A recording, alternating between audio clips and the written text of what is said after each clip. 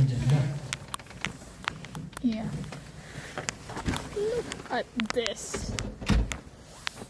This snow. Ano ko kapantay na ng table ulit dun.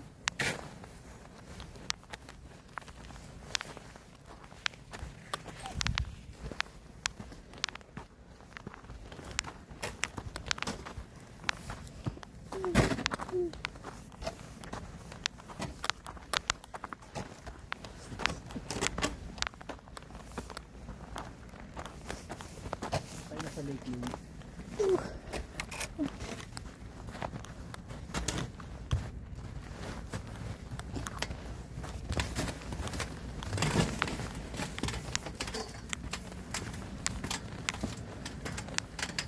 Ay! Ano na pala to? Oh? Ha? May ano dito. Baka itong blue.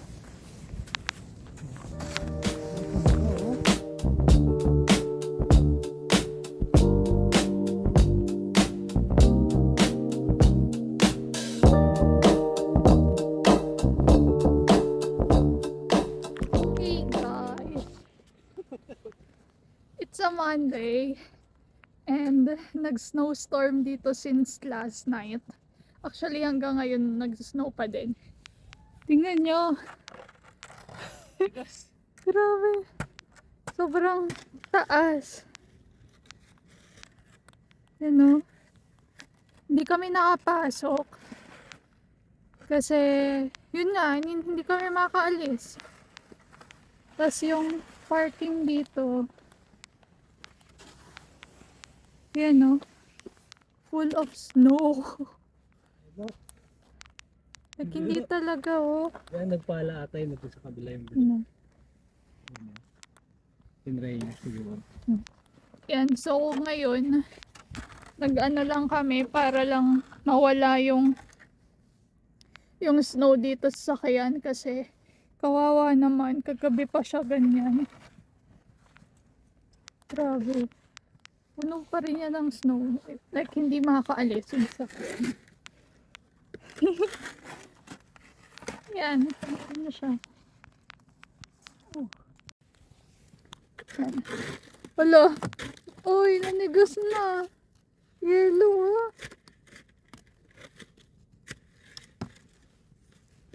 Or talaga bukas lang. Love, hindi siya mabuksan. Yun o. Yellow siya. Yellow siya, love. Hindi nabubuksan o. Ito nabuksan ko, kaya lang. Tingnan mo, yellow siya. Yun na, nag-crack na yung yellow dito. Grabe yung lala. Kuha naman yung sakyan. Tanggalan sana namin ng snow din to. Pero yellow siya. Hindi talaga nabubuksan. Oh, tingnan mo to. Yellow. Ito, nakrack ko siya. Pero frozen ito. Ayun.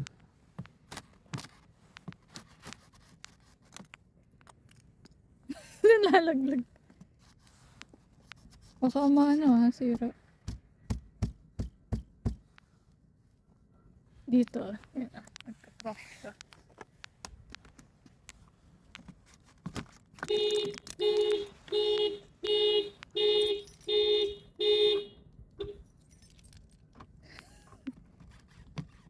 We're breaking in on our own car. Wala. Yellow. Kailangan mo isara yan, hindi nakasara.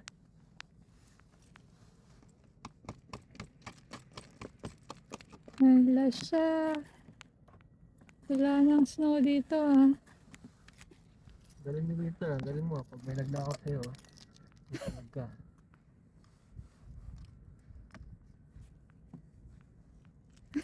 Ikaw mag-try. Ayan. Ayan, tingnan nyo. Yellow siya. Tapos puno yung ilalim. Wala. Dala dito ng Lilipat na snow. ulit kami. Lipat na ulit kami ng Toronto. Grabe yung snow dito. Malalas pa.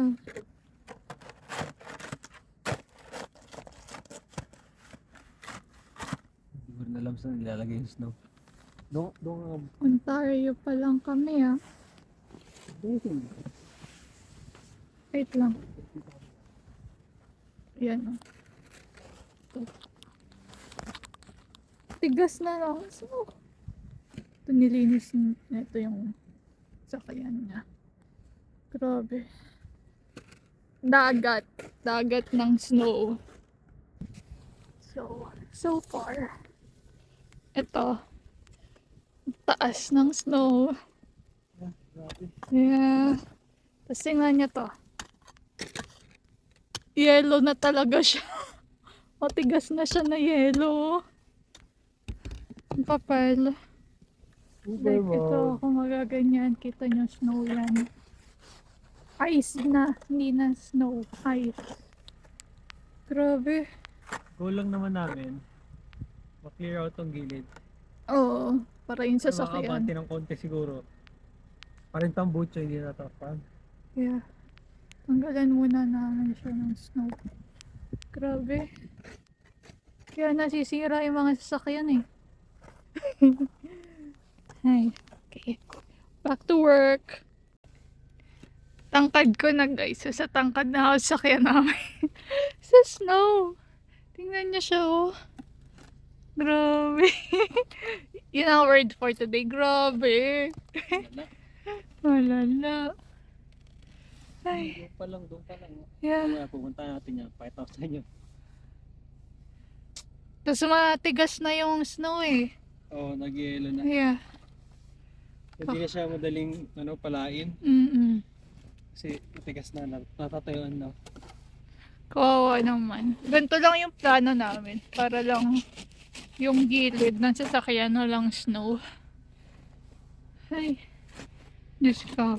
Hindi siya magagamit for tomorrow. Para sa mga susunod na araw, kung kailangan mo ganito, bawas na yung trabaho. Kasi ano eh, ngayong week may mga snow pa din eh. Pero sana wag naman yung ganito kalala. Grabe yung kagabi kasi snowstorm, tapos freezing rain pa. Ay. Kagabi nga anong madaling araw nga. Kinig mo sa kwarto yung mga tunog ng ng yelong pumapatak. Ay. Ayun na silang pang gano'n. Snow flowing machine. And, mag-ano lang kami, ayos lang kami. Yan na. Yan niya. Ayun na to. So, ito na siya ngayon. Medyo malinis na. Pero, mga ano pa din. Yan o. Hinayaan ko na. Baka daw kasi mabasag. Tingnan nyo siya ngayon o. Matigas na kasi yung snow. Tigas yan. Wala ka. To gusto niya pa lagi nagaganyan siya sa snow. Ang tigas na. Paano kaya nila i-clear to, di ba? Yeah. Saan itatapon yung snow? Wala, yung tigas na eh. Yun o, yellow na siya talaga.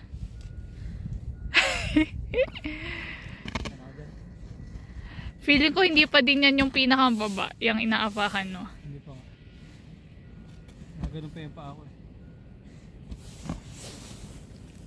Saka yellow po. Yeah. Baka ito, yan yung mga inalis natin. Hindi, Ito. ito talaga yellow po. Yung outer layer. Yeah. Epidermis. Ito. Hindi ko naalis. No? Damn. First time namin ganito. Yeah. Makaranas ng ganito. Ganito kalala. Yung kagabi parang snowstorm tapos hurricane din. Parang mahangin ganito, umikidlat pa. Yeah, pinauwi ko na siya kagabi din ng maaga kasi ang lala din ng snow na, sobrang hangin, tapos hindi na hindi na malinaw yung labas. Gawa ng grabe yung snow. Wala nang madaanan. I mean, hindi na makita yung madadaanan. Tapos ayan, ito ngayon. Tinatay lang talaga namin bawasan yung trabaho para kinabukasan. Kasi kakailanganin pa rin namin to following days eh. Kung hindi, wala. Kami, you ride, which is yung Uber dito. Kung may tatanggap, Yeah. wala magbabas siguro. Kasi hirapan din. And ngayon pala, wala ring bus, di ba? Kung sobrang, lala. Wala ding bus today. Tapos, kasi hindi nga lahat ng kalsada dito is nalilinis din agad. So, ayun. Like, wala kaming choice. Ayan. So, ito medyo umokay naman na siya tingnan. Kanina sobrang kapal ng snow. Tapos, yung outer part is ice na. Kailangan pang pukpukin bago maalis. Tapos sinry niya palang i-abante yan. Wala, umiikot lang yung gulong. Para lang kasi yung tambucho sa likod na yung kumama, pasukan ng snow or manigas yung loob. Yeah, umiikot na yung gulong kasi sobrang dulas din. And ang dami ng snow. Kawawa naman yung sakyan. Ayan, tinan niyo siya. Ito ano to eh. Yan buong ice yan. Pagod lang tayo dito. Hindi, may nagawa naman tayo.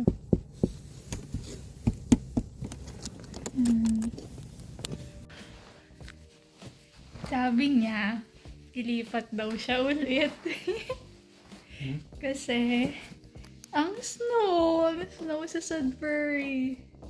Tinitingnan ko yung Google Maps, guys. Tinitingnan ko saan ako. Saan ko na si Phil. Alberta? Parang tinalo pa yung Alberta. Kasi chinek ko yung weather sa Alberta, parang positive something, tapos walang snow. Tapos dito, bakit ganun? Nasa Sudbury pa lang naman tayo, hindi man tayo super north ng Ontario. Yan. Yeah, so di nga kami nakapasok gawa nun. So bukas, siya off naman. Pero ako may pasok ako. Pero mukhang mag-Uber tayo. Or you ride. You ride yun dito. Sana meron ding may mga tumanggap din. Kasi kanina chinek ko parang kukunti yung available. Tapos mahal yung pamasahe. Usually around 15 lang. Check natin Tapos 20. Check natin. No tip. Check. Work. Yeah, ngayon $20. And konti yung mga sasakyan na naka-appear. Isa lang. Yung isa lang yung sasakyan. Yan guys, kita niya siya. Sipag na tao yan. Pag Isa nasakyan niya lang. siya, 10 star yan. Kasi siya lang eh, oh. So, Malapit siya, malapit. ayun, hindi namin alam. Kung ganyan bukas, wala. Well, let's see. Let's see tomorrow. Sana maklear yung namin, parking lot Ang namin. tawag ka sa Aeron Taxi. Baka wala din sila. Ayun. Snow squall naman. Snow squall. Kasi yung parking namin is para siyang looban. Tapos hindi siya yung pagkapasok mo parking lot na parang may dadaanan ka pang mga apartment din na parking. So, kailangan malinis muna din yon yung part nila. Parang eskinita siya. Mm-mm. Pero hindi lang naman yung apartment namin yung nag-share ng driveway. So marami din naman. Na ibang Sobrang apartment. dami ring apektado kasi nga dead end din naman yun. Dun sa bandang dulo, Lalo na yun. meron pa dun.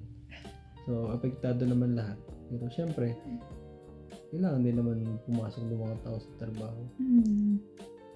May nababasa nga rin ako sa Facebook. Talagang naghahanap na siya ng mag-clear ng snow. Yeah. Kasi nag-call in sick na daw siya ngayon. nag-call in, hindi pala sick.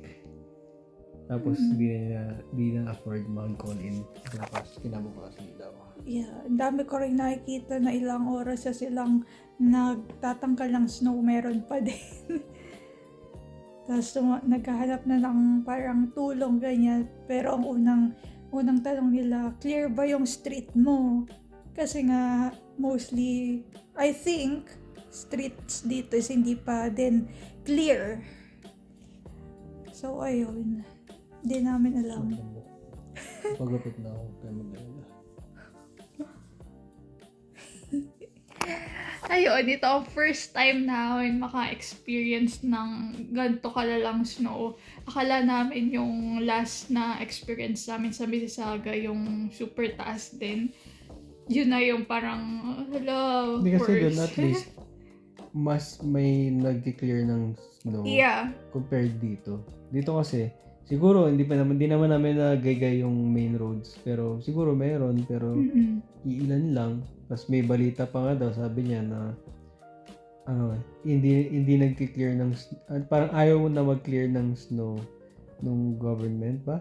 Oo, kaninang umaga, yung city. Kasi tuloy-tuloy daw yung Snow. nonsense daw. May naman, may sense naman sila, pero mas, para sa opinion ko lang, mas maganda yung tuloy-tuloy. Yeah. Diba? At least hindi na-accumulate yung snow. Like ngayon, di ba?